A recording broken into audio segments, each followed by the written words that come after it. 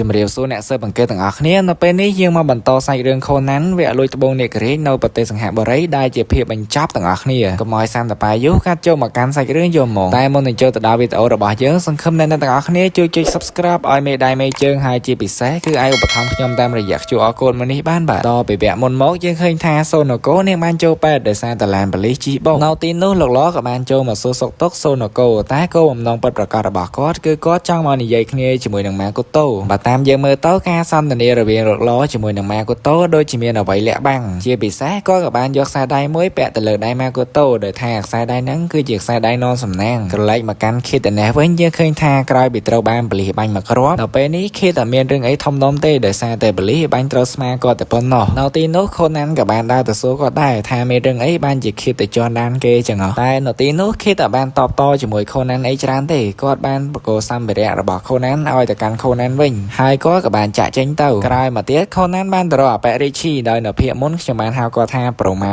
ដោយគាត់បានសអប៉ែរីឈីនឹងដេកមកយកព្រោះថាដេកជាមួយនឹងខៃតូខេតក៏ដេកអលក់ទេដោយសារតែអប៉ែនឹងស្មុកពេកតែតាមពិតទៅខូណាន់ចង់មកលួចឯកសារទិន្នន័យរបស់អប៉ែរីឈីសោះព្រោះខូណាន់ចង់ដឹងថាមានរឿងអីកើតឡើងខ្លះហើយអប៉ែរីឈីនឹងសើបបានអីខ្លះងាកមកកាន់ខាងមន្ទីរពេទ្យដែលសូណូកូបានសម្រាកវិញនៅពេលនេះយើងឃើញថាសូណូកូគឺនាងបានភ្ញាក់ដឹងខ្លួនហើយនៅពេលដែលនាងដឹងខ្លួនវិញអ្វីដែលនាងចាប់អារម្មណ៍ជាងគេគឺខ្សែដៃនៅលើដៃម៉ាកូតូនឹងឯងហើយដល់តែពេលនាងសួរទៅម៉ាកូតូគឺគាត់អត់ព្រមឆ្លើយសោះរីឯលោកឡឯនេះវិញគាត់បានមកណាត់ជួបគ្នាជាមួយនឹងក្រុមចៅសមុទ្រដោយនៅទីនោះលោកឡបាននិយាយទៅកាន់អាមេចៅសមុទ្រថាឲ្យពួកវារត់ចេញឲ្យឆ្ងាយពីប្រទេសសង្ហបុរីទៅហើយរឿងសន្យាទាំងប្រមាណដែលគាត់បានសន្យាជាមួយនឹងវាហ្នឹងគឺគាត់បានបំភ្លេចអស់ហើយដល់តែពេលអាពួកហ្នឹងចង់ប្រឆាំងលោកឡបានបញ្ជាយក្ខលីហ្នឹងវាយអាពួកចៅសមុទ្រហ្នឹងទៀតផងហើយការសន្ទនារវាងលោកឡជាមួយនឹងអាមេចៅសមុទ្រទាំងប្រមាណគឺត្រូវបានលបមើលដោយខៃតូខេតទាំងអស់ដល់ថ្ងៃប្រកួតដណ្ដើមខ្សែក្រវ៉ាត់យើងឃើញថាអត់មានវត្តមានរបស់ម៉ាកូតូឡើយព្រោះថានៅពេលនេះម៉ាកូតូគឺគាត់នៅជាប់មើលថែសូណូកូ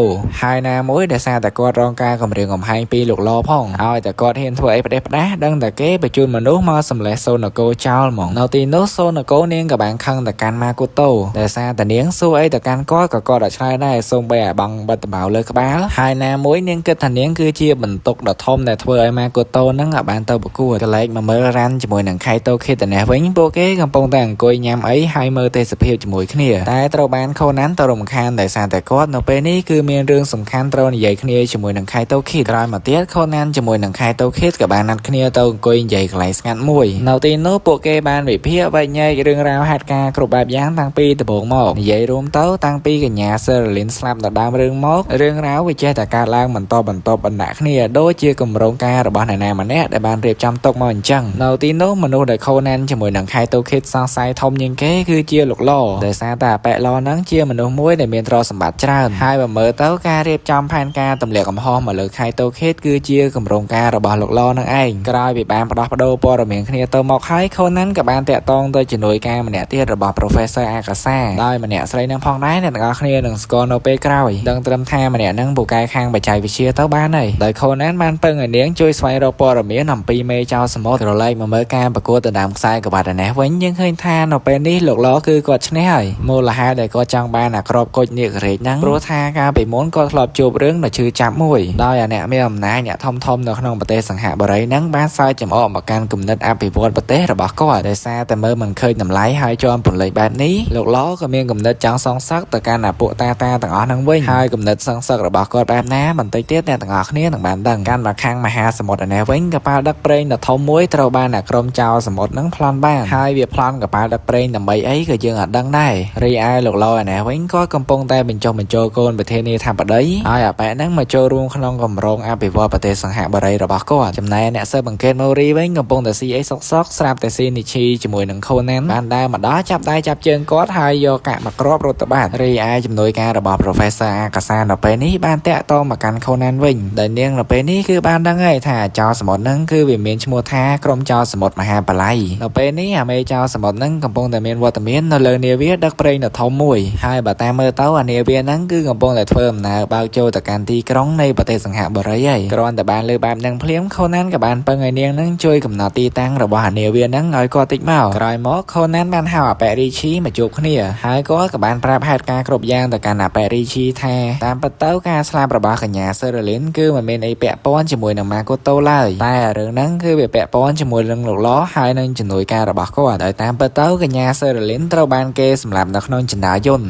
ក្រោយមកជំនួយការរបស់លោកឡបានតុបតែងបន្លំខ្លួនជាកញ្ញាសេរីលីនហើយធ្វើដើរទៅស្លាប់នៅខាងក្រៅដើម្បីទម្លាក់កំហុសទៅកាន់ម៉ាកូតូក្រោយមកនៅពេលដែលមានភាពវឹកវរចលាចលលោកឡក៏បានលើកសាកសពរបស់កញ្ញាសេរីលីនមែនតែនទៅដាក់នៅកន្លែងដែលលេខាគាត់ធ្វើដួលក្រោយមកទៀតដើម្បីបំបិតផោះតាំងកុំឲ្យបែកធ្លាយក៏បានសម្លាប់លេខាគាត់ម្នាក់ទៀតដើម្បីទម្លាក់កំហុសទៅឲ្យខៃតូឃីតអាហ្នឹងគេហៅថាព្រួយមួយបានចាប់3គ្នាជាងនេះទៅទៀតលោកឡគឺក៏មានកម្រងក្នុងការយកអាគុជនាគរាជហ្នឹងទៅដោះដូរជាមួយក្រុមចៅសមុទ្រដើម្បីឲ្យពួកវាជួយធ្វើការឲ្យគាត់ក្នុងការមកបំផ្លាញប្រទេសសង្ហបុរីចោលគ្រាន់តែបានលើបែបនេះរីឈីអត់ចាំយូរទេក៏បានដាក់មេប្រូចទៅប្រុយហើយគាត់ក៏បានប្រាប់ទៅកាន់ខូណានជាមួយនឹងខៃតូឃីតថាគាត់នឹងបំផ្លាញកម្រងនេះមិនឲ្យលោកឡនឹងបានសម្រេចឡើយរីខូណាននេះវិញមកមើលតាម map ដែលកញ្ញាជំនួយការរបស់ Professor កាសាបានផ្ដល់ឲ្យគាត់បានឃើញថានាវាដឹកប្រេងដ៏ធំនឹងបានធ្វើដំណើរមកកាន់តែគៀកហើយគាត់ក៏បានព្យាយាមតាក់ទងទៅរ៉ានឲ្យរត់ចេញពីកំពូលនៃអាគារភ្លោះ3ឲ្យលឿនមិនតនឹងផុតពីមាត់ផងអានាវាដឹកប្រេងដ៏ធំនឹងក៏បានធ្វើដំណើរយ៉ាងលឿនបុកចូលមកកាន់ទីក្រុងតែម្ដងហេតុការណ៍នោះបានធ្វើឲ្យមនុស្សម្នាគ្រប់គ្នាភ័យសន់ស្លោរត់ចលាចលពេញណាពេញណីហើយខៃតូឃីតជាមួយនឹងខូណានវិញក៏បានអនុវត្តតាមគម្រោងរបស់គាត់ដែលបានរៀបចំទុកហ្នឹងកាន់មកកាន់ខាងលោកឡនេះវិញគាត់ក៏បានគិតថាគម្រោងការរបស់គាត់តាំងប្រមាណគឺវាជោគជ័យ 100% ហើយព្រោះថាអ្វីដែលគាត់រៀបចំគឺវាដើរទៅយ៉ាងរលូនហ្មងហើយណាមួយអាត្បូងនាគរាជដែលគាត់ចង់បានក៏គាត់ទទួលបានហើយដែរតែនៅរំពេចនោះស្រាប់តែមានអាណាទេភ្ជុងកំភ្លើងមកកាន់លោកឡឬសូតែក្រែកហើយអ្នកដែលភ្ជុងកំភ្លើងមកកាន់គាត់នៅពេលនោះគឺជាអបរីឈីនឹងឯងរីឯក្រុមប៉ូលីសវិញបានឡើងទៅឆៃឆេរនៅលើនាវាដឹកប្រេងតែអត់មានឃើញនរណាគេសូម្បីតែម្នាក់ដូច្នេះគឺមានន័យថាក្រុមចោរសមុទ្រនឹងបាននាំគ្នាឡើងមកលើគោកអស់ហើយងាកមកមើលខាងលោកឡឯនេះវិញលោកឡបានឲ្យអាយ៉ាកាលីទៅធ្វើស៊ីអបរីឈីដើម្បីការពារគាត់តែត្រូវបានអាយ៉ាកាលីបដិសេធព្រោះថាគោលបំណងដ៏ធំរបស់គាត់គឺគាត់ចង់ប្រយុទ្ធគ្នាជាមួយនឹងម៉ាកូតូនៅទីនោះអបរីឈីបំរុងនឹងកេះកាយបាញ់សម្រាប់លោកឡហើយស្រាប់តែខៃតូឃីតជាមួយនឹងខូណានបានមកដល់កន្លែងកើតហេតុគ្រាន់តែមកដល់ភ្លាមអត់មាននិយាយច្រើនទេខៃតូឃីតក៏បានចាប់អបរីឈីចងជាប់ហ្មងរីឯគោលដៅដ៏ធំរបស់ក្រុមចៅសមុទ្របន្តទៀតគឺចាប់ខ្លួនរ៉ាន់ជាមួយនឹងសូណូកូនៅពេលនេះខូណានបានដឹងពីរឿងរ៉ាវហេតុការណ៍គ្រប់យ៉ាងនៅពីក្រោយអស់ហើយដោយមនុស្សអាក្រក់ឬក៏វីលៀនធំបំផុតនៅក្នុងរឿងហ្នឹងគឺជាអបរីឈីហើយអបរីឈីនឹងឯងគឺជាអ្នករៀបចំហៅក្រុមចៅសមុទ្រមកលើគោកហើយក៏ជាអ្នករៀបចំផែនការគ្រប់យ៉ាងតើតែគេគ្រប់គ្នាបានដឹងពីអាកំបាំងមួយនេះហើយអបរីឈីក៏បានព្រមសារភាពមកទៅថាគាត់នឹងឯងគឺជាអ្នករៀបចំហើយក៏ជាមេខ្លោងដ៏ធំនៅពីក្រោយរឿងរ៉ាវមួយហ្នឹងមូលហេតុដែលគាត់ធ្វើបែបនេះគឺគាត់ចង់សងសឹកជាមួយនឹងអាកូនប្រធានាធិបតីហើយនឹងអាលោកឡព្រោះថាអាលោកឡជាមួយនឹងអាកូនប្រធានាធិបតីហ្នឹងវាគឺជាឃាតករដែលសម្លាប់ឪពុករបស់គាត់នៅថ្ងៃមួយដែលមនុស្សម្នាក់បានលងទឹកឪពុករបស់គាត់ក៏បានហក់ចុះទៅជួយហើយជួយបានហើយចង្រៃអីអាលោកឡជាមួយនឹងអាកូនប្រធានាធិបតីហ្នឹងវាជិះកណូតដោយអត់ដាក់គ្រាប់ភ្នែកអាពីរអ្នកហ្នឹងវាក៏បានជីបុកឪពុករបស់រីឈីស្លាប់បាត់ទៅ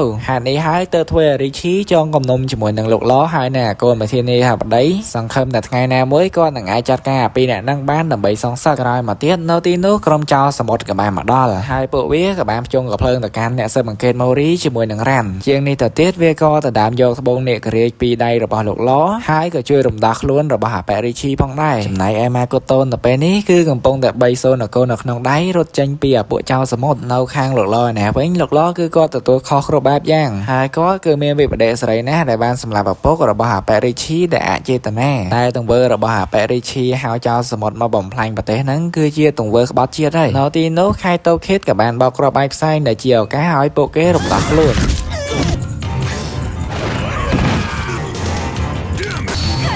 កាន់មកមើលខាងម៉ាកូតូជាមួយនឹងសូណូកូនៅពេលនេះក្រុមចៅសមុទ្របានដេញពួកគេឡើងរហូតមកដល់តបូឡាគីហើយរីឯខៃតូឃីតជាមួយនឹងខូណានក៏បាននាំគ្នាអនុវត្តតាមគម្រោងការដោយដំបូងឡើយខៃតូឃីតបានទៅបាញ់ផ្ដាច់ខ្សែដៃរបស់ម៉ាកូតូហើយនៅពេលដែលខ្សែដៃត្រូវបានផ្ដាច់បែបនេះកម្លាំងពិតរបស់ម៉ាកូតូក៏បានត្រឡប់មកវិញហើយគ្រាន់តែបានឃើញមហាតរិទ្ធរបស់ម៉ាកូតូពួកអាចៅសមុទ្រនាំគ្នាភ័យបាសសក់ជ្រុងចង់លេចនំដាក់ខោក្រោយមកខៃតូឃីតក៏បានហោះទៅកញ្ឆក់អាវលីដាក់ត្បូងពីដៃអាមេចៅសមុទ្រវិញហើយគាត់ក៏បានទៅបឆោតឲ្យមួយប្លង់បេឲ្យបាញ់ផ្ដាច់ទូកនៅលើអាគារភ្លោះទាំង3នឹងផងដែរ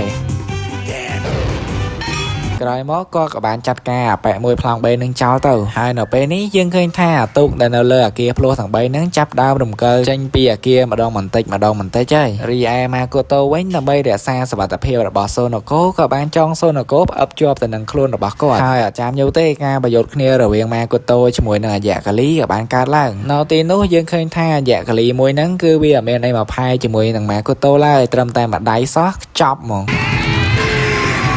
ក្រោយពីបានកំចាត់អាយ៉ាកាលីហើយអាទូកនៅលើអាគារភ្លោះហ្នឹងក៏បានរំកិលធ្លាក់ទៅចូលក្នុងទឹកក្ដុងហើយទឹកក៏បានសាយទៅស្រោចស្រពនៅម្ដុំនោះដែលធ្វើអាគីភ័យទាំងអស់ហ្នឹងឲ្យលុតទៅវិញឲ្យលីងជាងនេះទៅទៀតខៃតូខេតក៏បានយកអាត្បូងនេកក្រេងហ្នឹងទៅបកគលឲ្យលោកឡវិញព្រោះគាត់មើលឃើញថាលោកឡគឺសមទទួលបានអាត្បូងនេកក្រេងមួយហ្នឹងរីឯកញ្ញាសូណូកូនៅពេលនេះគាត់បានដឹងហើយអាបងបិទតបោដែលបិទជាប់ក្បាលរបស់ម៉ាកូតូរហូតហ្នឹងតាមពិតទៅនៅក្នុងបងបិទតបោមួយហ្នឹងគឺមានរូបនាងជាមួយនឹងម៉ាកូតូសោះក្រោយពីអ្វីបានត្រឡប់ទៅរកសភាពល្អវិញហើយអាប៉ែរីឈីក៏បានសួរទៅកាន់ខូណានថាឯងនឹងគឺជាអាណាគេហើយខូណានក៏បានតបទៅថាគាត់នឹងគឺជាអ្នកស៊ើបអង្កេតវ័យក្មេងអ៊ីដូខាវ៉ាខូណានហើយរឿងរបស់យើងក៏បានបញ្ចប់ត្រឹមហ្នឹងទៅបើសិនជាអ្នកទាំងអស់គ្នាគិតថាល្អមើលសូមកុំភ្លេចជួយខមមិនថាអត់ម្នាក់មួយមកជាចុងក្រោយគឺយើងអត់មានអីនិយាយច្រើនតទៅទៀតទេគឺសូមឲ្យអ្នកទាំងអស់គ្នាជួយចុចមេដៃមេជើងម្នាក់មួយផងបាទអរគុណ thank you so much